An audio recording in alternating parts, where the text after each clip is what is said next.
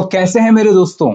आशा करता हूं आप सब लोग बहुत ही अच्छे होंगे और बहुत अच्छे तरीके से अपनी पढ़ाई भी कर रहे होंगे। बिल्कुल सर, पढ़ाई बहुत बढ़िया चल रही है। चल, तो ज्यादा टाइम वेस्ट नहीं करते, शुरू करते हैं सर आज हमारा लेक्चर नंबर 1। तो सर हम क्या पढ़ रहे हैं आज लेक्चर नंबर 1 में? हम पढ़ेंगे सर आपके कंपनी सेक्रेटरी एग्जीक्यूटिव में। अरे भाई क्या आ गया, शेप के लिए नहीं चाहिए, एग्जीक्यूटिव के लिए जो हमारा एक सब्जेक्ट है, कौन सा सर? CAFM। तो CA तो आपका कॉर्पोरेट अकाउंटिंग हो गया। हम बात कर रहे हैं यहाँ पे जो हमारा सेकंड पार्ट है जो आपका 40 नंबर का आता है, FM यानी कि फाइनेंशियल मैनेजमेंट। ठीक है, चलो अब क्वेश्चन यह आता है, जरा मेरी बात समझो सर। क्वेश्चन यह आता है कि हमें ये समझ आया अभी तक तो कि हमने चीजें पढ़ी, कि हमने अकाउंट्स पढ़ी, हमने सर लॉ भी पढ़ा, अकाउंट्स पढ़ा कि भाई जो भी हमारी ट्रांजैक्शंस होती है, फाइनेंशियल ट्रांजैक्शंस, उनको हम रिकॉर्ड करते हैं। फिर हमने लॉ पढ़ा कि लॉ बताता है कि क्या रूल्स एंड रेगुलेशंस किसी भी कंपनी या किसी भी बिजनेस के ऊपर होते हैं। उसके बाद सर हमने कॉर्पोरेट अकाउंटिंग में और भी चीजें पढ़ी कि एज अ कंपनी अकाउंट्स कैसे बनते हैं, इंडियस कैसे लगते हैं, और अकाउंटिंग स्टैंडर्ड्स में क्या क्या बातें लिखी हैं। फिर अकाउंटिंग के साथ साथ लॉ में यानी कंपनी लॉ में क्या बातें लिखी हैं जिनको कंप्लाई करना है, सेबी के क्या रूल्स एंड रेगुलेशंस हैं, लिस्टिंग के क्या रूल्स एंड रेगुलेशंस हैं, ये सब भी हमने पढ़े। अब सर बात आती है कि सर फाइनेंशियल मैनेजमेंट क्या है। देखो, फाइनेंशियल मैनेजमेंट क्या है ये भी सीखेंगे, फाइनेंशियल मैनेजमेंट आपके लिए सीखना क्यों जरूरी है वो भी सीखेंगे। बताओ, समझ आई बात? हमें फाइनेंशियल मैनेजमेंट इंडिविजुअल लेवल पे भी मैं आपको थोड़ा बहुत बताऊंगा कि आप अपने फाइनेंस को कैसे मैनेज करेंगे। दूसरा, हम यहां जो पढ़ रहे हैं, जो हमारे कोर्स में है, जो हमारे सब्जेक्ट में है, वो है सर कॉर्पोरेट फाइनेंशियल मैनेजमेंट। क्योंकि सर कल को आप CS बनेंगे, बनेंगे ना, CS बनेंगे, बड़ी बड़ी कंपनीज में, कॉर्पोरेट्स में जाएंगे, तो वहां पे जाके आप अपनी फील्ड में यानी CS के अंदर भी फाइनेंस को भी आपको देखना पड़ेगा, क्योंकि आपको बैलेंस शीट देखनी है, P&L अकाउंट देखने हैं, और उसके साथ साथ फाइनेंस को कैसे मैनेज करा जा रहा है वो भी आपको देखना पड़ेगा। क्योंकि सर आप टॉप कोर टीम जो होगी, जिसमें board of directors, managing directors और कंपनी का जो CFO है, CEO है, उनके अंदर यानी उन टीम में आप बैठोगे, और वहां जब डिसीजन मेकिंग की बात होगी तो आप अपना इनपुट वहां पे देंगे बहुत सारे मैटर्स पे। तो जब कोई चीज समझाई जाएगी, कोई चीज बताई जाएगी आपको, तो आपको हर एक चीज की नॉलेज होनी चाहिए, इंक्लूडिंग द फाइनेंशियल मैनेजमेंट। ठीक है, आप जरा इसको समझते हैं। देखो, जैसे कि आपको पता होगा 2016 के अंदर, सर ये 2016 लिख दिया आपने, अच्छा, 2016 के अंदर एक रेवोल्यूशन आया था टेलीकॉम इंडस्ट्री में, जिसका नाम था, या नाम है, जियो। अब आपको पता है जियो की जो तैयारी है, मुकेश अंबानी भाई साहब ने जियो की तैयारी बहुत पहले से शुरू कर दी थी, और इसके अंदर उन्होंने 2 लाख करोड़ रुपए इन्वेस्ट करे थे। कितने इन्वेस्ट करे? 2 lakh crore invest, not now, 2 lakh crore रुपया उसमें इन्वेस्ट करा इनिशियल लेवल पे। अब मुझे बताओ, शुरू के उन्होंने 3 महीने तो वैसे ही फ्री दिए, कह रहे कि ले जाओ भैया फ्री। और जैसे ही फ्री का नाम सुनते हैं तो इंडिया में तो आपको पता ही है, फ्री में तो आपको जहर भी मिलता है, तो लोग यहाँ पे लाइनों में लग जाते हैं।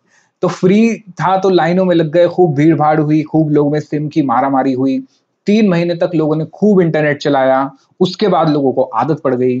तो मुझे बताओ, जो अंबानी भाई साहब थे, 3 महीने के बाद उन्होंने और एक्सटेंशन दे दिया था फ्री का। तो मुकेश अंबानी जो थे, क्या उनको पता था या नहीं पता था? यानी कि इस दिन, जिस दिन उन्होंने सोचा कि हम टेलीकॉम इंडस्ट्री में पैसा इन्वेस्ट करेंगे, क्या उस दिन उनको पता था या नहीं पता था कि आगे चल के वो फ्यूचर में, आगे चल के फ्यूचर में क्या कमा पाएंगे? प्रॉफिट कमा पाएंगे। क्या उनको पता था, नहीं पता था? सर बिल्कुल पता था, उनको ये बात पहले पता थी। अब ये कैसे पता चली? सर इसके लिए उन्होंने रखे हुए हैं बहुत सारे एक्सपर्ट्स, जिसमें से चार्टर्ड अकाउंटेंट्स हो गए, sir cost and management accounting हो गए, CS हो गए, अदर फील्ड के हो गए, सीएफओ हो गए, टेक्नीशियंस हो गए, बहुत सारे लोग कोर टीम के मेंबर होते हैं। वो अपनी रिसर्च करके चीजें समझ के इनको बताते हैं कि सर देखिए, आज अगर आप पैसा इन्वेस्ट कर रहे हैं, आज अगर आप किसी बिजनेस में पैसा इन्वेस्ट कर रहे हैं, तो क्या फ्यूचर में वो आपको कमा के देगा या नहीं देगा, और लगभग कितना कमा के देगा आपको, ये बातें होती है। बात समझ आई? तो बीइंग अ कंपनी सेक्रेटरी, जब आप उस टीम के मेंबर होंगे, तो आपको फाइनेंशियल मैनेजमेंट के बारे में भी पता होना चाहिए। क्योंकि अगर मैं आपसे बात कर रहा हूं कि रिलायंस ने 2 लाख करोड़ रुपया इन्वेस्ट करा, तो सबसे मेन चीज क्वेश्चन आता है, सर ये पैसा आया कहां से? पैसा आया कहां से? फिर पैसा लगाया कहां कहां पे? कि भाई इन्वेस्ट तो करा, इन्वेस्ट में कहां कहां पे लगाया? क्या आपने इंफ्रा में पैसा खर्च करा? क्या आपने शॉप्स खोली, एक्सपेंशन करा, आपने सैलरी बढ़ाई, आपने लोगों को हायर करा? एक्चुअली में आपने करा क्या? ठीक है। उसके अलावा भाई पैसा कमा लिया आपने, जब जब आप यहां से पैसा कमा लेंगे, तो जो आपके शेयर होल्डर्स हैं, क्या उनको उनका हिस्सा दोगे या नहीं दोगे? क्या उन शेयर होल्डर्स को उनका हिस्सा दोगे या नहीं दोगे? तो ये सारी बातें हमें पढ़नी है इसमें। मुझे बताओ, अभी आपको एक मोटा मोटा आइडिया हुआ कि हमें पढ़ना क्या है सर? हमें पढ़ना है corporate financial management. Come on, क्या पढ़ना है? Corporate financial management. ठीक है, आओ चलो, सबसे पहले हेडिंग डालो, concept number 1।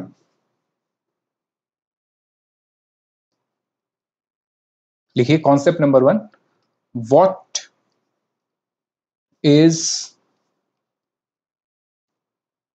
Financial management. Financial management क्या होता है? देखो, फाइनेंशियल मैनेजमेंट बहुत सारे ऑथर्स ने अपने हिसाब से डेफिनेशन दे रखी है। अगर मैं बहुत ही सिंपल तरीके से आपको ये बताऊं, तो फाइनेंस का मतलब होता है पैसा। ठीक है, इसको लिखना मत, अब मेरी बात समझिए। मान लेते हैं ये है आप। कौन है ये है आप। ठीक है, अपना अपना नाम सोच लो, जो भी है। अब क्या है, जरा समझो कि आप अभी सीएस कर रहे हो या सीए कर रहे हो या जो भी आप कर रहे हो। अब आपका फ्यूचर क्या है सर? फ्यूचर आप ये सोच रहे हैं कि जब हम सीएस कर लेंगे ना, फिर हम एक बहुत बड़ी अच्छी सी कॉर्पोरेट में जाके बढ़िया सी सैलरी के अंदर जॉब करेंगे, या प्रैक्टिस भी कर सकते हैं। पर शुरू में तो हर कोई जॉब करता है क्योंकि पैसा चाहिए शुरू में। अच्छा, तो जॉब करेंगे। अब जॉब करेंगे तो क्या आएगा सर? पैसा आएगा, पैसा आएगा। अब यहाँ पे क्वेश्चन ये आता है, सर जॉब करेंगे कहाँ पे? एक कंपनी, एक है ए, एक है बी, एक है सी, एक है डी।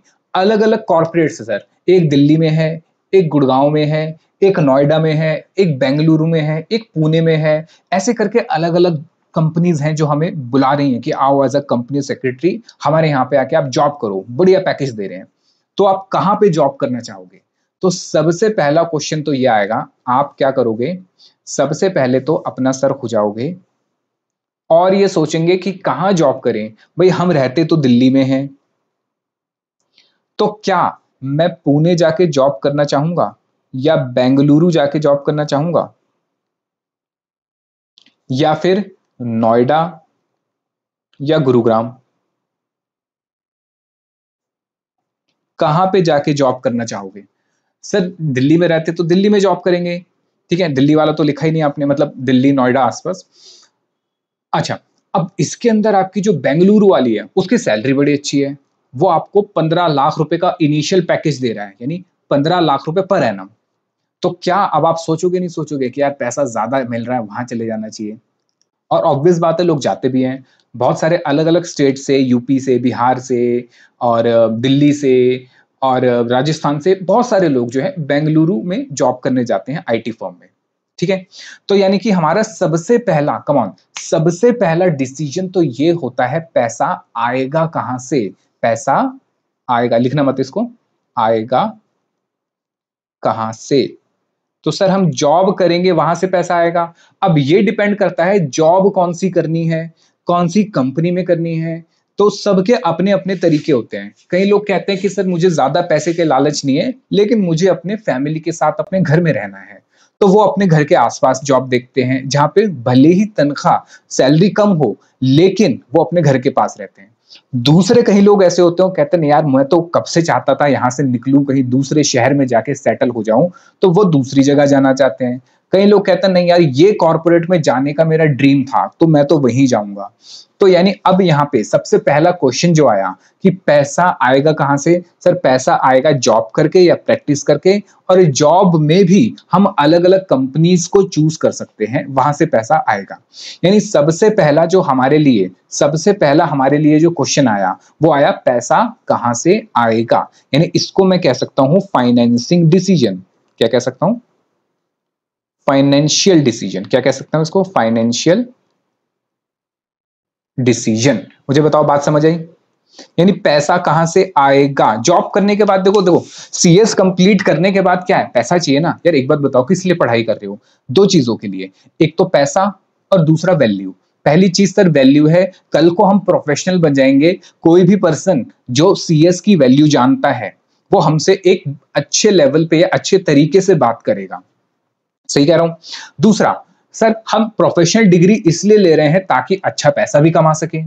तो दो चीजें हो गई सर, एक तो आपको वैल्यू और दूसरा पैसा। तो पहला क्वेश्चन आया सर पैसा आएगा कहां से, यानी कि ये हो गया आपका फाइनेंशियल डिसीजन। कम ऑन, क्या हो गया? Financial decision.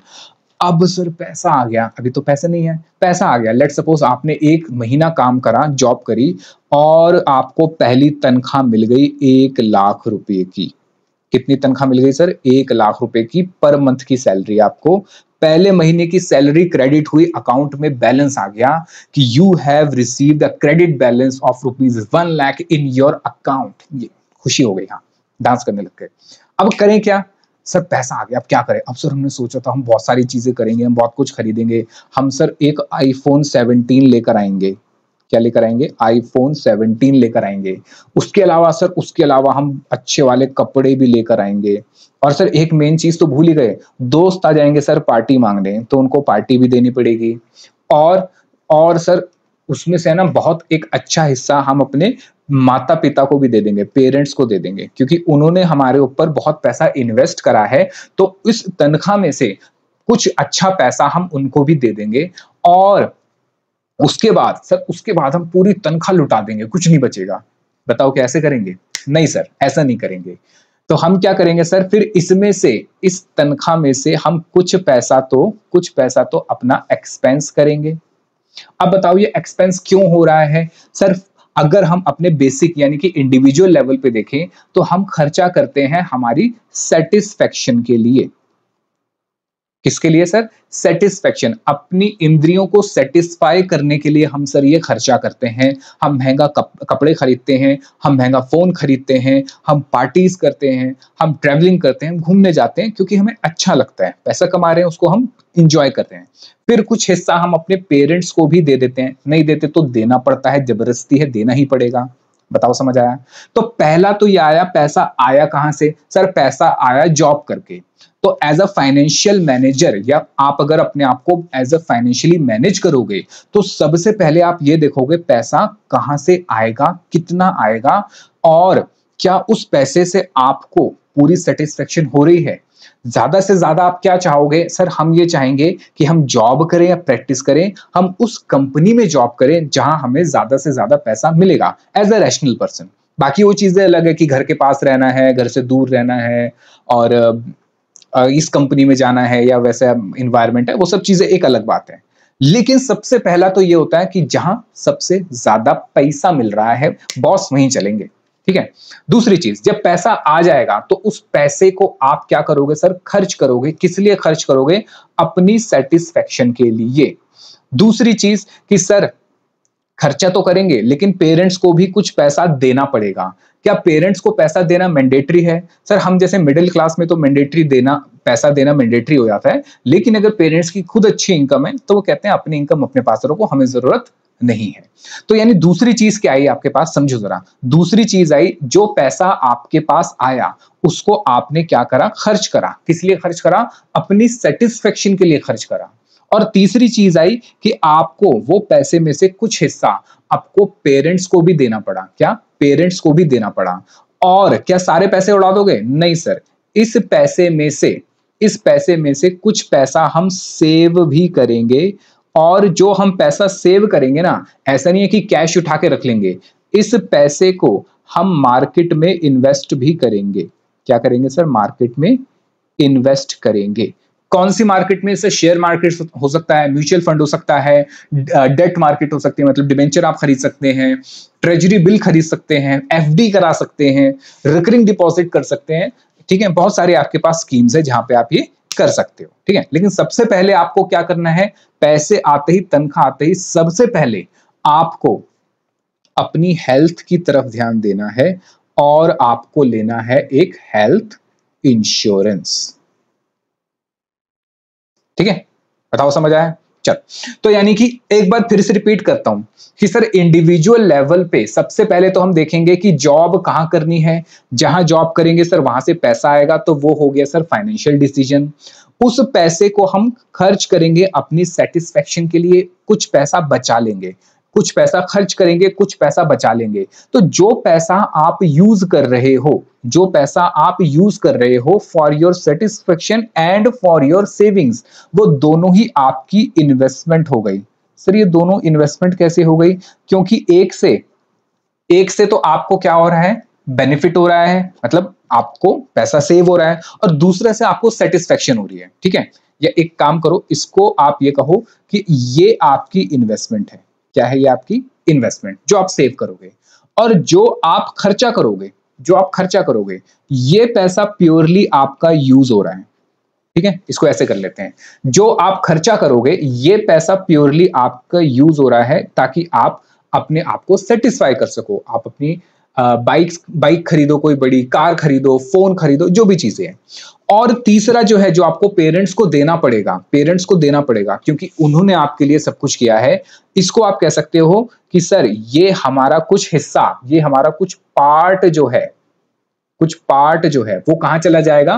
पेरेंट्स के पास। किसके पास? पेरेंट्स के पास। बताओ समझ आया? क्या प्रैक्टिकली ऐसा होता है? और एक्चुअली में फाइनेंशियल मैनेजमेंट यही है, और कुछ नहीं है। क्या मैनेज करना? सर पैसा आएगा कहां से, ये मैनेज करना। पैसा इन्वेस्ट कितना करना है, यानी सेव कितना करना है, ये मैनेज करना। पैसा खर्च कितना करना है अपनी सेटिस्फेक्शन के लिए, ये मैनेज करना। कितना पैसा पेरेंट्स को देना है या नहीं देना, ये भी मैनेज करना। तो इस चीजों को कलेक्टिवली आप कह सकते हो ये इंडिविजुअल का फाइनेंशियल मैनेजमेंट है। कम ऑन, क्या है? इंडिविजुअल का फाइनेंशियल मैनेजमेंट। बताओ समझ आया? पर क्या हमें इंडिविजुअल का फाइनेंशियल मैनेजमेंट पढ़ना है? नहीं सर, हमें तो कॉर्पोरेट का फाइनेंशियल मैनेजमेंट पढ़ना है। कम ऑन, किसका फाइनेंशियल मैनेजमेंट पढ़ना है सर? कॉर्पोरेट का, कंपनी का फाइनेंशियल मैनेजमेंट पढ़ना है। अब कंपनी में मुझे आप बताइए, कंपनी में एक पर्सन होता है जो ये सारा का सारा काम संभालता है। इस पर्सन को हम प्यार से क्या कहते हैं?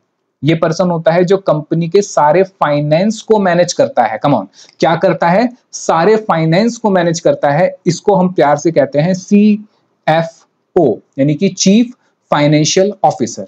इसका काम क्या है? सर इसके पास कंपनी का पैसा पड़ा हुआ है, और इसके पास पावर है। क्या है इसके पास? पावर, शक्ति है, एबिलिटी है कि ये कंपनी के पैसे को मैनेज करेगा। अब मैनेज का मतलब क्या हुआ? कंपनी के पैसे को क्या करेगा? मैनेज करेगा। तो मैनेज का मतलब क्या हुआ? मैनेज का मतलब तीन चीजें, जैसे आपके केस में चार थी, पर यहां तीन चीजें। पहला तो सर ये पैसा आएगा कहां से, मतलब फाइनेंसिंग डिसीजन। पैसा आएगा कहां से? Financing decision. ठीक है, मुझे बताओ किसी भी कंपनी में, चलो ये तो आपने पढ़ा हुआ है, बताइए जरा मुझे, किसी भी कंपनी में पैसा कहां से आता है? सर किसी भी बिजनेस, किसी भी कंपनी में दो ही जगह से पैसा आता है। वैसे तो तीन जगह होती है, पर हम दो अभी लेके चलते हैं।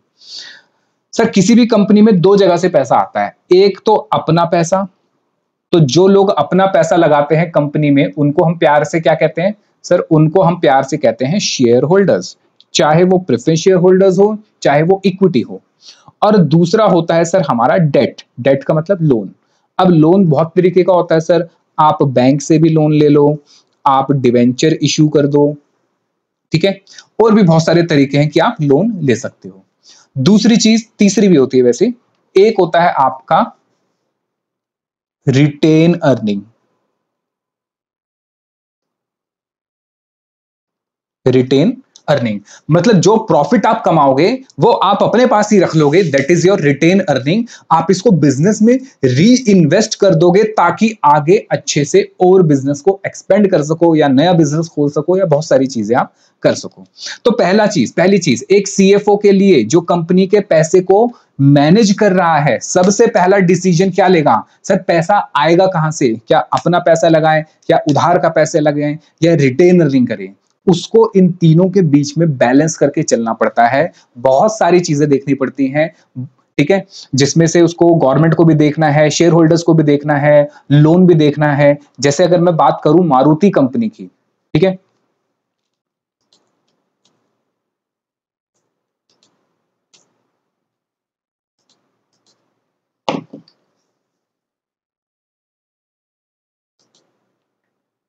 देखो जरा, हम आ गए वेबसाइट पे मनी कंट्रोल। ये भी रिलायंस की वेबसाइट है, ठीक है, रिलायंस ने बनाई है। आओ जरा मारुति को देखते हैं। कहां गया भैया मारुति जी? मारुति सुजुकी इंडिया, आओ चल। ये आपको पता है सारी लिस्टेड कंपनी होती है जिनका शेयर लिस्टेड होता है। इसका देखो एक शेयर कितने का बिक रहा है सर? एक शेयर बिक रहा है इसका 16,029 रुपए का, और आज के दिन ये 45 रुपए। यार क्यों दे रहे हो? No thanks, no thanks. कितने रुपए बढ़ गया सर? 45 रुपीज आज बढ़ा है ये, ठीक है। आओ चलो इसके क्या हम फाइनेंशियल्स चेक कर सकते हैं? देखो जरा, आओ जरा पहले नीचे आके कुछ बातें चेक करते हैं। भैया नहीं चाहिए, गोल्ड वोल्ड क्यों दे रहे हो? देखो सबसे पहले ओपन दे रखा है, प्रीवियस क्लोज, ये सब कुछ दे रखा है। बीटा वीटा क्या होता है सब हम पढ़ेंगे, सब कुछ पढ़ेंगे। फिर उसके बाद बुक वैल्यू पर शेयर, डिविडेंड यील्ड क्या होता है ये भी हमें पढ़ना है। फेस वैल्यू, देखो यहाँ पे ये बात है थोड़ी सी, फेस वैल्यू। फेस वैल्यू आपने पढ़ा होगा कॉर्पोरेट अकाउंटिंग में, मतलब एक शेयर की फेस वैल्यू कितनी है? 5 रुपए, 5 रुपए। लेकिन ये मार्केट में बिक कितने का रहा है? आज खरीदने जाओ तो 5 रुपए का सामान मिलेगा सर 16,029 रुपए का। ऐसा क्यों हुआ? यानी ऐसा क्यों हो रहा है सर? Demand and supply. अब डिमांड एंड सप्लाई से क्यों हो रहा है ये भी हमें फाइनेंशियल मैनेजमेंट में सीखना है। चलो तो मैं आपको इस पे नहीं लेकर आया था, मैं आपको इसके फाइनेंस दिखाने की बात कर रहा था। आओ जरा इसके फाइनेंस चेक करते हैं कि इसके पास कितना डेट पड़ा, मतलब इसके पास कितना उधारी है, कितना अपना पैसा लगा रखा है, ठीक है। कहां के भी इसके फाइनेंशियल, ये फाइनेंशियल्स।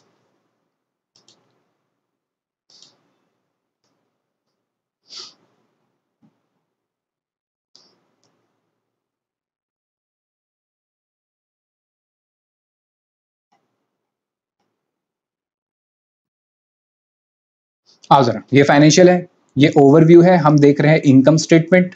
हमें वैसे बैलेंस शीट चाहिए क्योंकि जितना पैसा लगा वो बैलेंस शीट से मिलेगा। आओ जरा बैलेंस शीट में चेक करते हैं। 2021 में 151 रुपए लगे हुए थे, नहीं सर 151 करोड़ है ये, 151 करोड़। और 2025 में कितने लगे हैं? 157 करोड़। यानी आप समझो 21 से 25 तक सिर्फ 6 करोड़ की कैपिटल बढ़ाई है इन्होंने, सिर्फ 6 करोड़ की कैपिटल। रिजर्व एंड सरप्लस में वही देखो कितना था, 52,349 करोड़। ये रिजर्व एंड सरप्लस क्या है? रिजर्व एंड सरप्लस आपकी रिटेन अर्निंग होती है। जनरल रिजर्व पढ़ा है आपने, वही है। यानी कि आप प्रॉफिट कमाओ, प्रॉफिट में से बहुत सारा हिस्सा अपने पास ही रख लो ताकि आगे बिजनेस को एक्सपेंड कर सको। That is your retained earning या रिजर्व एंड सरप्लस। तो यहां देखो कंपनी ने पैसा, देखो कंपनी को ग्रो करने के लिए पैसा चाहिए, तो कंपनी ने शेयर होल्डर से पैसा नहीं लिया और सिर्फ 6 करोड़ लिया 4 साल में, ठीक है, 5 साल में कह सकते हो, सिर्फ 6 करोड़ लिया 5 साल में। लेकिन जो प्रॉफिट कमाया, 52,349, यहां वो लेके चला गया 96,082। चेक करो जरा कितनी रिटेन अर्निंग इसने अपने पास रख ली। तो 96,082 माइनस 52,349, सर इसने 47,733 करोड़ की जो प्रॉफिट था इसका वो रख लिया। तो अब आपको समझ आया कि मारुति सुजुकी ने नेक्सा और भी जो कार्स वो लॉन्च कर रहा है, बाकी सारी चीजें कैसे हो रही हैं? क्योंकि सर वो शेयर होल्डर से पैसा नहीं ले रहा, वो नए शेयर इशू नहीं कर रहा, वो अपनी रिटेन अर्निंग यानी जो कमा रहा है उसी को रख रहा है और उसी से ही बिजनेस ग्रो कर रहा है। अब चेक करो, रिजर्व में सरप्लस हो गया, लायबिलिटी भी इसकी ज्यादा नहीं है, ठीक ठाक है, अदर लायबिलिटी भी बहुत कम है, टोटल लायबिलिटी, लेकिन इसके अंदर एक चीज गायब है, जरा चेक करो, एक चीज गायब है। मैंने आपको कहा कंपनी में या किसी भी बिजनेस में पैसा तीन जगह से आएगा, एक तो अपना पैसा, एक कमाया हुआ पैसा, दूसरा मतलब तीसरा लोन का, बाहर वालों का पैसा। क्या यहाँ पे लोन है? नहीं है सर, इस कंपनी ने लोन ही नहीं ले रखा, कितने मजे की बात है? लोन नहीं है, बिल्कुल लोन नहीं है, देखो चेक करो। तो जिस कंपनी में लोन नहीं है उस कंपनी के डूबने के चांसेस ज्यादा है या कम है? सर बहुत कम है, मिनिमम है, मिनिमम है। किंगफिशर के साथ यही दिक्कत हुआ, और भी बहुत सारी कंपनीज हैं उनके साथ भी यही हुआ, लोन पे लोन, लोन पे लोन लेके जा रहे थे। ठीक है, अच्छा चलो, तो मुझे खाली आपको सिर्फ ये एक ओवरव्यू देना था, वो मैंने आपको बता दिया। दूसरी चीज मैं आपको क्या बता रहा हूं कि भाई पैसा आएगा कहां से, ये देख लिया। दूसरा, पैसे को अब आप लेके तो आ गए, पैसे को आपको क्या करना है सर? इन्वेस्ट करना है। क्या करना है सर? इन्वेस्ट करना है। इन्वेस्ट का मतलब यह है कि आप पैसा लेकर आ गए, लेकिन इस पैसे को आप कहां लगाओगे? या तो इसको आप इन्वेस्ट करोगे, मतलब आप इसको सेव कर रहे हो ताकि आप वहां से रिटर्न कमा सको। क्या कमा सको? रिटर्न, मतलब कुछ इंटरेस्ट कमा सको, कुछ प्रॉफिट कमा सको। और अगर आपके पास पैसा है, अच्छा खासा पैसा है जिसको आप सेव भी कर सकते हो, जैसे मैंने आपको कहा आपकी इनकम कितनी है? 1 लाख, तो 1 लाख में से कुछ पैसा तो आपने क्या करा? सेव करा, आपने बैंक में लगा दिया, म्यूचुअल फंड्स में लगा दिया, एसआईपी करा ली, या आरडी करा ली, या एफडी करा ली। और दूसरा मैंने कहा था कि आप क्या करोगे? अपने अपने ऊपर खर्च करोगे अपनी सेटिस्फेक्शन के लिए। तो बिजनेस की तो कोई सेटिस्फेक्शन नहीं होती, हाँ बिजनेस की एक ही सेटिस्फेक्शन होती है कि बिजनेस को प्रॉफिट कमाना है। अब मुझे बताओ बिजनेस प्रॉफिट कैसे कमाएगा? सर आप बिजनेस में ही री इन्वेस्ट कर दो। बिजनेस में क्या कर दो? री इन्वेस्ट। एग्जाम्पल कि आपकी कंपनी ने 1000 रुपए कमाए, तो 1000 में से आपने 200 रुपए तो कर दिए बैंक में एफडी, और 800 रुपए आपने री इन्वेस्ट करे बिजनेस में, और अपने शेयर होल्डर्स को कहा देखो हम नई नई ब्रांचेस खोलना चाहते हैं, हम आपको बता रहे हैं कि भाई हम नई नई ब्रांचेस खोलना चाहते हैं, हमें चाहिए पैसा। तो पैसा कमा लिया, अब भाई मैं बाहर से उधार लेने से बढ़िया यही पैसा यूज कर लेता हूं ना। बताओ क्या कहते हो? शेयर होल्डर कहेंगे बढ़िया बढ़िया बढ़िया, अच्छा है, चलो चलो चलो। तो ठीक है, तो वही पैसा मैंने रिटेन अर्निंग, यानी जो पैसा आया मेरे पास, कहां से आया सर? 3 जगह से, अपना पैसा, बाहर वालों का पैसा, और कमाया हुआ पैसा, वो मैं क्या कर दूंगा सर? इन्वेस्ट कर दूंगा। कहां इन्वेस्ट कर दूंगा? या तो किसी और कंपनी में इन्वेस्ट करूंगा, जैसे अगर आप देखो, आप सर्च करना, गूगल ने, फेसबुक ने, इन्होंने पैसा इन्वेस्ट करा है। कहां पे इन्वेस्ट करा है? जियो में पैसा इन्वेस्ट करा है। और अगर मैं आज सजेशन आपको दूं, तो अभी एक लेटेस्ट एक म्यूचुअल फंड लॉन्च हुआ है एआई बेस्ड, जियो का, जियो म्यूचुअल फंड, जियो म्यूचुअल फंड आया है एक नया वाला, कौन सा है? जियो फाइनेंशियल सर्विसेज, ये तो कंपनी है, गूगल पे देखते हैं, जियो न्यू म्यूचुअल फंड। मैं आपको सजेस्ट करता हूं कि इसमें आप पैसा लगा सकते हैं। हाँ ये रहा जियो ब्लैक रॉक, ठीक है, अभी ये शायद इश्यू नहीं हुआ इसलिए यहां पे नहीं आ रहा, जियो ब्लैक नहीं आ रहा इसमें, ठीक है, लेकिन ये है, देखो अभी इश्यू होगा ये, या शायद हो चुका है, मुझे याद नहीं है। तो जियो ब्लैक रॉक का एक नया म्यूचुअल फंड आया है। ये सब कब हुआ? ये सारी घटना, अच्छा ब्लैक रॉक आपको पता है, ब्लैक रॉक बहुत बड़ी कंपनी है, यूएस की कंपनी है, जो बहुत बड़े बड़े जो बिजनेसमैन है, गूगल और मार्क जकरबर्ग का मेटा हो गया, फिर उसके बाद और भी जितने बड़े बड़े प्लेयर्स हैं, उनके पैसे को मैनेज करते हैं ये, ठीक है।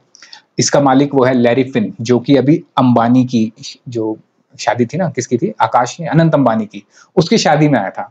तो शादी में आने का पर्पस सिर्फ यही नहीं था मेटा मार्क जकरबर्ग का, बिल गेट्स का, कि अच्छा शादी अटेंड करने आए।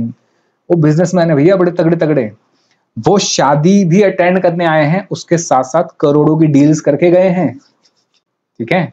तो ये म्यूचुअल फंड बहुत अच्छा है। इसमें क्या है, ये इंडिया का पहला ऐसा म्यूचुअल फंड है जो एआई बेस्ड है। मतलब क्या होता है, सिंपल बता रहा हूं, अभी ज्यादा गहराई में नहीं जा रहा क्योंकि बाद में तो सीखना ही है। मतलब क्या है कि सर म्यूचुअल फंड ये होता है कि आप जब पैसा मार्केट में इन्वेस्ट करते हैं, ठीक है, अभी जल्दी जल्दी बता रहा हूं, डिटेल में बाद में भी सीखेंगे। कि ये आप हो, आपको शेयर मार्केट में पैसा इन्वेस्ट करना है लेकिन आपको नॉलेज नहीं है, तो आप शेयर मार्केट में डायरेक्टली ना जाके आप म्यूचुअल फंड्स को पैसा दे दो। यहाँ पे कौन बैठा होता है सर? यहाँ बहुत बड़े बड़े एक्सपर्ट्स बैठे होते हैं जो कि आपके पैसे को म्यूचुअल फंड में बना के और बाद में उसको शेयर मार्केट में लगा देते हैं। फिर वहां से जो पैसा आता है वो आपको मिल जाता है इन द फॉर्म ऑफ आपका डिविडेंड मिल जाता है, या फिर आपका एनएवी की, जनरली एनएवी की वैल्यू बढ़ जाती है, डिविडेंड तो नहीं मिलता, आपके जो म्यूचुअल फंड की वैल्यू है वो इंक्रीज हो जाती है। ठीक है, तो ये आप कर सकते हो। अब जरा समझो, म्यूचुअल फंड को मैनेज कौन करता है सर? एसेट मैनेजमेंट कंपनीज होती हैं जहां पे बड़े बड़े एक्सपर्ट बैठे होते हैं, ये मैनेज करते हैं। अब मेरी बात समझो, ये पहली बार हो रहा है, ये पहली बार हो रहा है कि जियो और ब्लैक रॉक का ये ज्वाइंट वेंचर वाला म्यूचुअल फंड है। इसको मैनेज कौन करेगा? इसको मैनेज करेगा एक तो जो वहां पे जीते जाते लोग हैं, जो एक्सपर्ट्स हैं, उसके साथ साथ इसको मैनेज करेगा एआई, आर्टिफिशियल इंटेलिजेंस, जिसका नाम है अलादीन। चाहे तो आप गूगल पे जाके चेक कर लेना, अलादीन लिख दिया सर आपने, अलादीन है। अच्छा,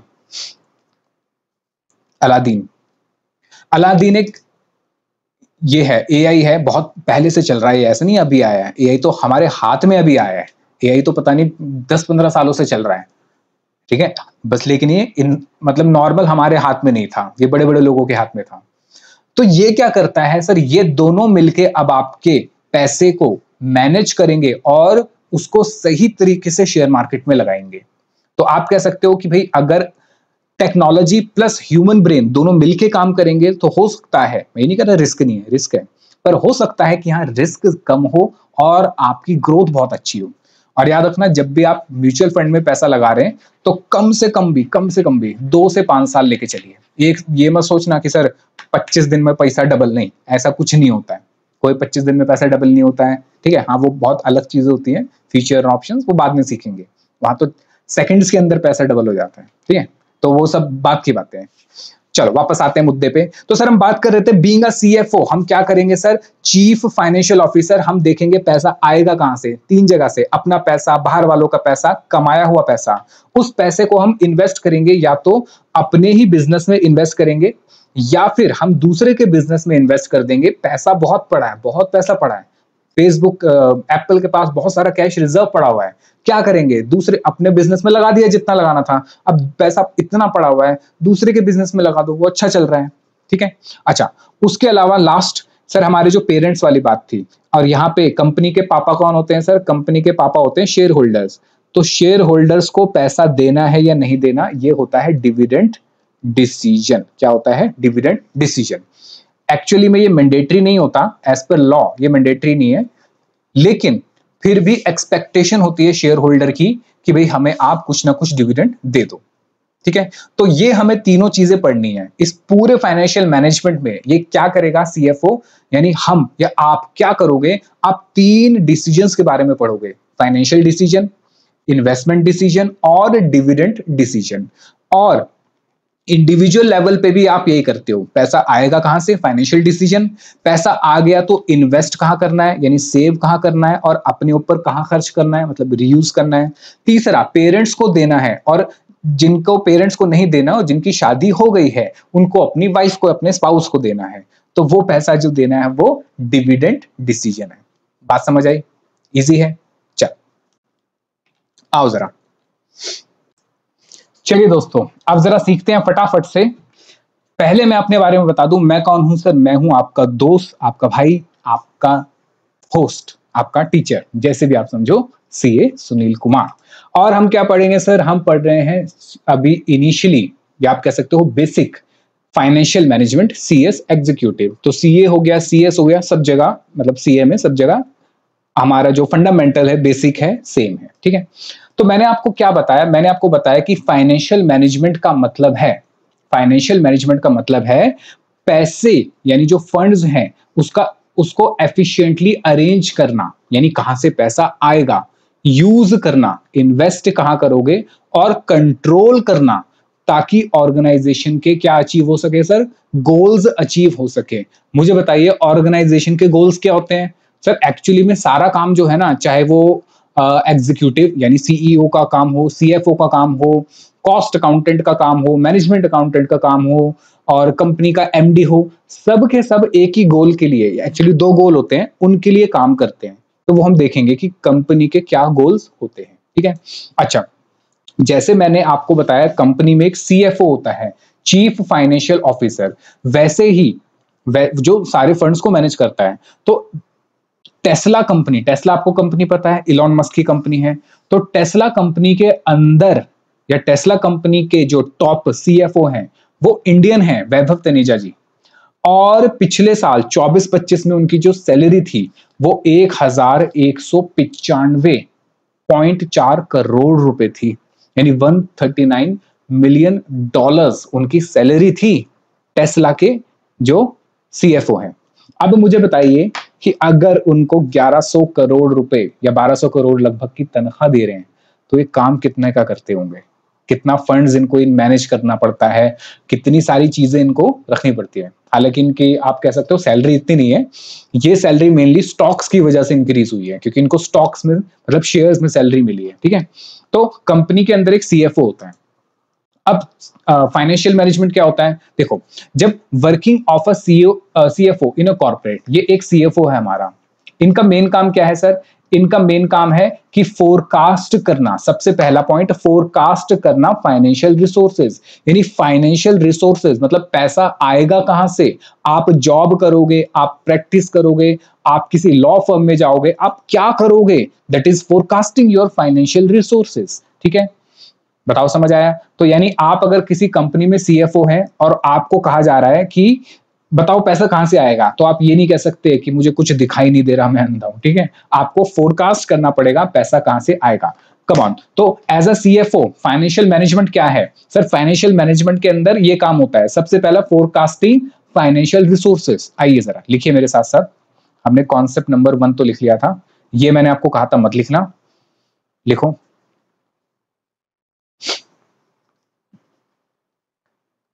फाइनेंशियल मैनेजमेंट लिखिए, पेन कहां गया, आजा, हाँ, फाइनेंशियल मैनेजमेंट डील्स विद, पहला क्या है सर, पहला है फोरकास्टिंग फाइनेंशियल रिसोर्सेस। ठीक है, आपको पता है कि आजकल इंस्टाग्राम पे और यूट्यूब पे, फेसबुक पे बहुत सारे इन्फ्लुएंसर आ गए हैं जो फाइनेंस की चीजें समझाते हैं, जिनको हम फिनफ्लुएंसर, ऐसे कुछ नया वर्ड निकाला है, मतलब फाइनेंशियल इन्फ्लुएंसर आ गए हैं। अब आप जब ये फाइनेंशियल मैनेजमेंट समझ जाओगे तो वो क्या बातें आपको सिखा रहे हैं, वो आपके लिए सही है या नहीं है, वो सब आप सीख जाओगे। तो सबसे पहले फोरकास्टिंग फाइनेंशियल रिसोर्सेज मतलब पैसा कहां से आएगा, पैसा, सर लिखना है, हाँ लिख लो, कहां से आएगा। ठीक है, अच्छा, एक तो ये हो गया कि पैसा आएगा कहां से, दूसरा आओ चलो सर, उसके बाद जो हमारा फाइनेंशियल मैनेजमेंट है उसके अंदर जो हमारा सीएफओ है वो क्या करेगा, वो प्लान करेगा फाइनेंशियल रिसोर्सेज को। कम ऑन, क्या करेगा, प्लान करेगा फाइनेंशियल रिसोर्सेज कि कहां लगाना है पैसा, कब लगाना है, किधर लगाना है, कितना लगाना है, ये सारी वो प्लानिंग करेगा। क्या करेगा, सारी वो प्लानिंग करेगा। लिखो नेक्स्ट, प्लानिंग फाइनेंशियल रिसोर्सेज।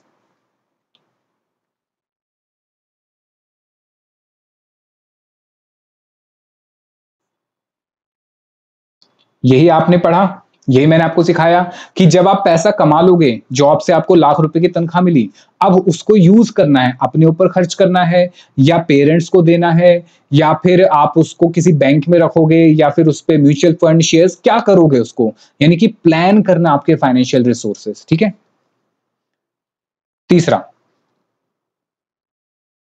उसके बाद तीसरा है सर, एज अ सीएफओ वो ऑर्गेनाइजिंग करेगा फाइनेंशियल रिसोर्सेज की। ऑर्गेनाइजिंग का मतलब क्या होता है सर, ऑर्गेनाइजिंग का मतलब ऑर्गेनाइजिंग फाइनेंशियल रिसोर्सेज, अरे कहां चला गया, organising financial resources means arranging managing and allocating fund in such a way that business has enough money to run smoothly and achieve its goals। यानी कि ऑर्गेनाइजिंग फाइनेंशियल मैनेजमेंट का मतलब आप ये समझो कि आपने अगर लाख रुपए कमाए, सोचो आपने लाख रुपए कमाए और आप कह रहे हो कि यार मुझे तो अपने लिए ना एक बड़ी गाड़ी या बड़ा घर लेना है, मैं पूरे के पूरे पैसे उठा के बैंक में इन्वेस्ट कर देता हूं या म्यूचुअल फंड में कर देता हूं।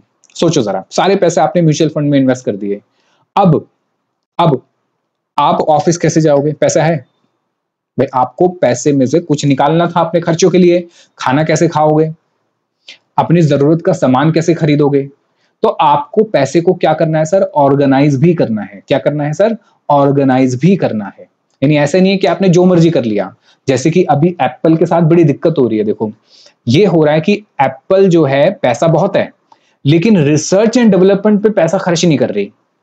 Samsung, Xiaomi, Vivo, Oppo research and development पे दबा के पैसा खर्च कर रहे हैं बढ़िया तरीके से।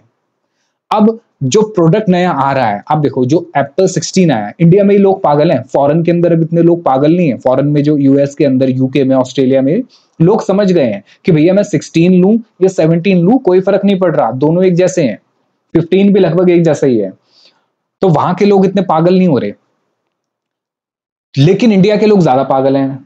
पता नहीं कहां कहां से आ रहे हैं, लाइनों में लग रहे हैं, 8-8 घंटे लाइनों में लग रहे हैं, आईफोन 17 खरीदेंगे भगवा कलर का, मतलब अजीब ही है, ऑरेंज कलर का आया नया। तो अब क्या है कि भाई आपको अपने फाइनेंशियल रिसोर्सेस को सही तरीके से ऑर्गेनाइज करना आना चाहिए। तो एप्पल ने अपने फाइनेंशियल रिसोर्सेस को ढंग से ऑर्गेनाइज नहीं कर पा रहा, रिसर्च एंड डेवलपमेंट पे पैसा ढंग से खर्च नहीं कर पा रहा, जिस वजह से उसके जो प्रोडक्ट हैं वो पुराने जैसे लग रहे हैं, कुछ चेंज ही नहीं लग रहा। तो लोग वहां से शिफ्ट करके अब सैमसंग पे, शाओमी पे या दूसरी कंपनीज पे भी शिफ्ट हो जाएंगे और इंडिया में भी हो सकता है ये ट्रेंड आगे चल जाए। ठीक है, चलो बताओ, समझ आ गया ऑर्गेनाइजिंग फाइनेंशियल रिसोर्सेज। अब और क्या करेगा सर फाइनेंशियल मैनेजमेंट के अंदर? सर फाइनेंशियल रिसोर्सेज को, कम ऑन, फाइनेंशियल रिसोर्सेज को क्या करेगा? डायरेक्ट करेगा। क्या करेगा?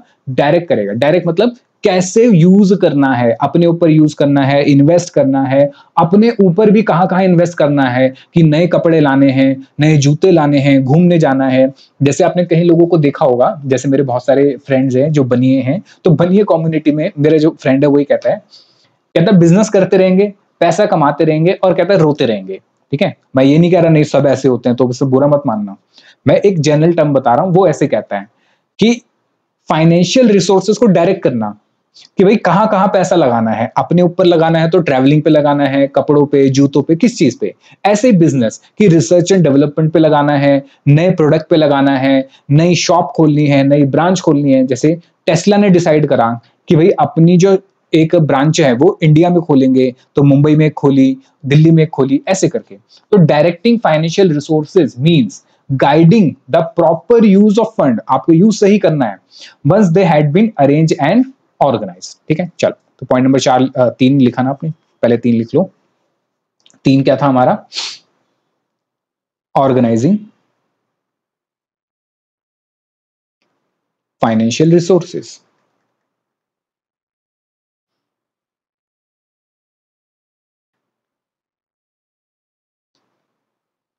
और चौथा है हमारा डायरेक्टिंग फाइनेंशियल रिसोर्सेज। ठीक है, बताओ समझ आया? तो 4 काम हम करेंगे। ठीक है, ये 5वां है कंट्रोलिंग फाइनेंशियल रिसोर्सेज। आप 5वां भी लिख लो कि भैया आपको डायरेक्ट करना और कंट्रोल भी तो करना है। ऐसे थोड़ी ना कि इलॉन मस्क आया और कहा कि मुझे जरा 100 रुपए चाहिए और गले में से पैसे लेके चला गया। ऐसा नहीं करेगा, मतलब आप नहीं करने दोगे उसको, लेकिन सर वो तो मालिक है, मालिक तो कुछ भी कर सकते हैं। ठीक है, चलो 5वां है कंट्रोलिंग फाइनेंशियल रिसोर्सेज। कभी आपने अगर देखा हो, जो आपके बनिए फ्रेंड हो या आप खुद भी अगर देखो, अगर आपने शॉप पे देखा हो, तो जब उनका कोई बच्चा या कोई भी आता है या उनको कोई खर्चे की जरूरत है, वो कभी गले में से पैसा नहीं निकालते, वो अपनी जेब देखते हैं कि जेब में पड़ा है तो ठीक है, वरना ज्यादातर वो गले में से पैसा खर्च नहीं करते। वो कहता है जब इस गले का मुझे जरूरत पड़ेगी पैसा निकालने की, तो वो पैसा मैं निकालूंगा, फिर उसमें से खर्चा करूंगा। ऐसे ही होता है। तो कंट्रोलिंग फाइनेंशियल रिसोर्सेज का मतलब है कि आपके जो जितने भी पैसे से जुड़ी हुई चीजें हैं उनको कंट्रोल करके रखना, कि कुछ ज्यादा खर्चा तो नहीं हो रहा, कुछ ज्यादा बेकार इन्वेस्टमेंट तो नहीं कर दी, कुछ ज्यादा कैश तो नहीं रख लिया। ये सारी चीजों को क्या करना सर, कंट्रोल करना। ठीक है, चलो, तो ये पॉइंट नंबर 5 है, कंट्रोलिंग फाइनेंशियल रिसोर्सेस, कि भाई मॉनिटर करना, इवेल्युएट करना, कहां चला गया, मॉनिटर करना, इवेल्युएट करना, रेगुलेट करना, how funds are being used in a organisation to ensure they match the financial plan and objective. यानी ये पांचों काम क्यों कर रहे हैं सर, ये पांचों काम इसलिए कर रहे हैं, ये पांचों काम इसलिए कर रहे हैं टू अचीव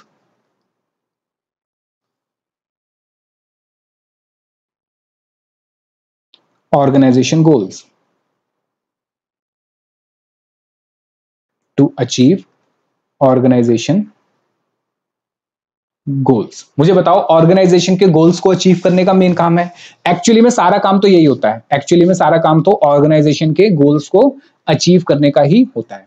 क्या आप मुझे बता सकते हैं कि हमने क्या क्या पढ़ा सर? हमने पढ़ा कि फोरकास्टिंग होगा फाइनेंशियल रिसोर्सेज का, प्लानिंग होगी फाइनेंशियल रिसोर्सेज की, ऑर्गेनाइजिंग होगी, प्लानिंग होगी, ऑर्गेनाइजिंग होगी, डायरेक्टिंग होगी और कंट्रोलिंग होगी फाइनेंशियल रिसोर्सेज की। ठीक है, एक चीज यहां पे रह गई,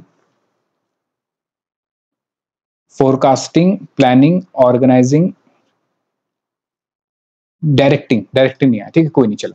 फॉर अचीविंग फाइनेंशियल ऑब्जेक्टिव, हमें क्या करना है, फाइनेंशियल ऑब्जेक्टिव अचीव करने हैं। आप मुझे बताइए क्या फाइनेंशियल ऑब्जेक्टिव होते हैं सर? फाइनेंशियल ऑब्जेक्टिव होते हैं मैक्सिमाइजिंग शेयर होल्डर वेल्थ, और दूसरा होता है मैक्सिमाइजिंग प्रॉफिट। यानी ऑर्गेनाइजेशन के जो गोल्स हैं वो कौन से हैं सर? दो गोल हैं, एक है मैक्सिमाइजिंग शेयर होल्डर्स वेल्थ। इसका क्या मतलब है देखेंगे हम, वैसे थोड़ा बहुत तो बता दूंगा, एंड साथ साथ मैक्सिमाइजिंग प्रॉफिट। मुझे बताओ दोनों में से प्राइमरी ऑब्जेक्टिव क्या है हमारा? क्या मेन काम वेल्थ इंक्रीज करना है या मेन काम प्रॉफिट इंक्रीज करना है? सर मेन काम है ये प्राइमरी है और ये सेकेंडरी है। लेकिन मजे की बात, ये प्राइमरी है, ये सेकेंडरी है, लेकिन मजे की बात, प्राइमरी आपका हो ही नहीं सकता जब तक सेकेंडरी फंक्शन नहीं होगा, क्योंकि जब तक प्रॉफिट नहीं कमाओगे तब तक वेल्थ मैक्सिमाइज नहीं होती। वेल्थ मैक्सिमाइजेशन का मतलब होता है, इसका सिंपल मतलब होता है इंक्रीज शेयर होल्डर्स नेटवर्थ, उसकी नेटवर्थ को इंक्रीज करना। किसको इंक्रीज करना? नेटवर्थ। नेटवर्थ क्या होता है? नेटवर्थ होता है सर हमारा total assets minus total liabilities. ठीक है, बताओ समझ आया? चलो, तो सर हमारे ऑब्जेक्टिव जो है फाइनेंशियल ऑब्जेक्टिव, पहला सर प्राइमरी है मैक्सिमाइजिंग शेयर होल्डर वेल्थ, दूसरा है मैक्सिमाइजिंग प्रॉफिट्स। ठीक है, चलो, तो एज अ सीएफओ आपको कितने डिसीजन लेने हैं? देखो हमने ये समझ लिया कि फाइनेंशियल मैनेजमेंट का क्या मतलब है। सर फाइनेंशियल मैनेजमेंट का मतलब है ये 5 चीजें करना। कौन कौन सी चीजें करना sir? Planning financial resources, organising financial resources, directing financial resources, controlling financial resources. ठीक है, कंट्रोलिंग फाइनेंशियल रिसोर्सेज क्यों कर रहे हैं? ताकि सर हम ऑर्गेनाइजेशन के गोल्स को अचीव कर सके, जो कि है maximising share holder wealth and maximising profit. तो इनको करने के लिए, इन पांचों चीजों को करने के लिए उसको कुछ डिसीजन लेने पड़ते हैं। जैसे मैंने आपको बताया, आपको कौन कौन से डिसीजन लेने पड़ते हैं सर? एक आपको लेना पड़ता है कि पैसा आएगा कहां से, यानी कि फाइनेंसिंग, और दूसरा है आपका पैसा लगाओगे कहां, यानी इन्वेस्टमेंट डिसीजन। तो पहला इन्वेस्टमेंट समझ लेते हैं। इन्वेस्टमेंट डिसीजन मतलब deciding where to put the money so it grows. Do we buy new machine, क्या नई मशीन खरीदे नहीं खरीदे, open new branches, invest in startups.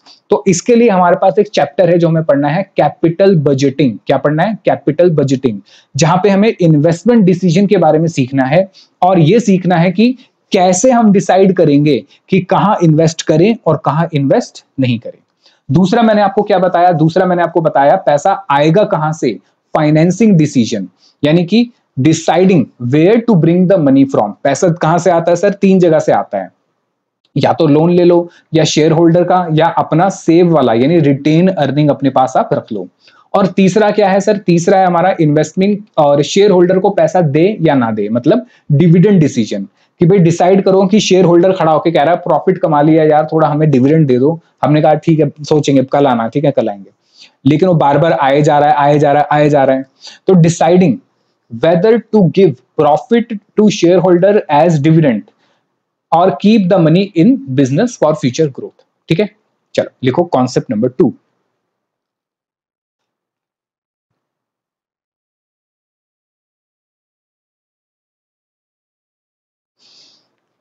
decisions taken by financial manager।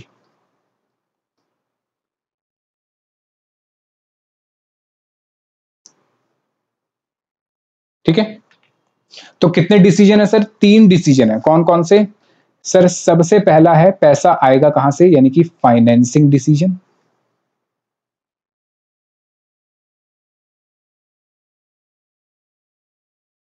दूसरा, पैसा इन्वेस्ट कहां होगा, इन्वेस्टमेंट डिसीजन।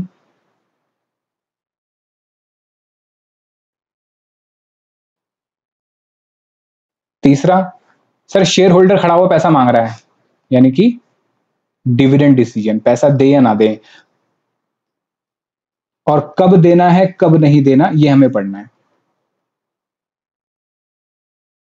ठीक है, तो हमें कितनी चीजें पढ़नी है सर, 3 चीजें। फाइनेंसिंग डिसीजन, पैसा आएगा कहां से और कैसे कैसे आएगा, या क्या क्या आपको लेना है, क्या आपको इक्विटी ज्यादा रखनी है, क्या आपको डेट ज्यादा रखना है, क्या आपको रिटेन अर्निंग ज्यादा रखनी है, ये सारी चीजें। ठीक है, इन्वेस्टमेंट मतलब अपना पैसा जो है कहाँ इन्वेस्ट करें, अपने बिजनेस में इन्वेस्ट करें, दूसरे में करें, दूसरे में करें तो कहाँ करें, अपने बिजनेस में करें तो क्या हम नई मशीन खरीदें, क्या हम नई ब्रांच खोलें, क्या हम नया प्रोडक्ट लगाएं, ये सब चीजें। डिविडेंड डिसीजन मतलब डिविडेंड डिसीजन की डिविडेंड दे या ना दे, कब देना है कब नहीं देना। तो ये सारे डिसीजंस ही कलेक्टिवली लेना, कम ऑन, ये सारे डिसीजंस कलेक्टिवली लेना, यही मेन काम है और यही हमें पढ़ना है। तो हमें पूरी फाइनेंशियल मैनेजमेंट में पढ़ना क्या है, इन डिसीजंस के बारे में ही पढ़ना है कि ये डिसीजंस कैसे लेने हैं। अब आप मुझे बताइए, डिसीजन लेने के लिए आपको पता तो होना चाहिए ना क्या आपके लिए ज्यादा अच्छा है और क्या नहीं है।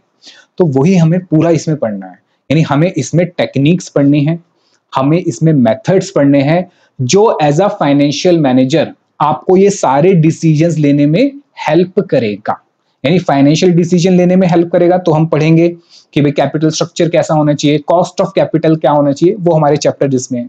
इन्वेस्टमेंट डिसीजन में, कैपिटल बजटिंग में हमें टेक्निक सिखाई जाएंगी जिससे हम अपने डिसीजन सही तरीके से ले सकते हैं। डिविडेंड डिसीजन में हम टेक्निक पढ़ेंगे कि अलग अलग मॉडल्स पढ़ेंगे कि कब डिविडेंड देना है और कब नहीं देना है। ठीक है, चलो बताओ समझ आया। अच्छा, उसके बाद आगे, ठीक है, एक काम करो इसमें लिख लो जो हमें पढ़ना है। हमें क्या क्या पढ़ना है सर इसमें हमें पढ़ना है कॉस्ट ऑफ कैपिटल, और क्या पढ़ना है सर, इसमें पढ़ना है कैपिटल स्ट्रक्चर।